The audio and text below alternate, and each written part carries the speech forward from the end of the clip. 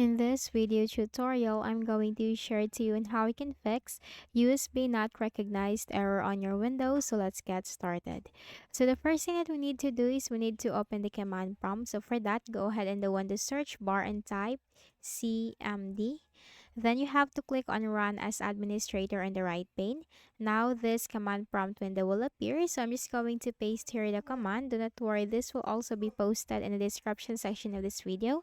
It is msdt.exe space hyphen id space device diagnostics and hit enter.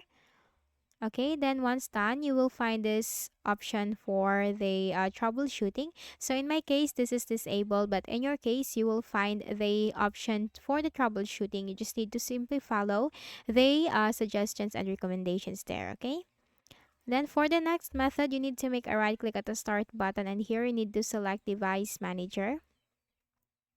Now here in the device manager window, we have to simply locate USB or the universal serial bus controllers.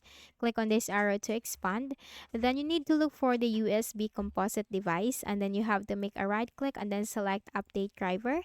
Now you can go with search automatically for drivers if you are connected to an internet connection. Just click on it. And now Windows or the best drivers for your device are already installed. But if you are not connected to an internet connection, you can go on with the second option. So again, right click on composite device, select update driver, browse my computer for drivers. Let me pick from a list of available drivers on my computer. And then you just have to simply click on next, and Windows has successfully updated your drivers.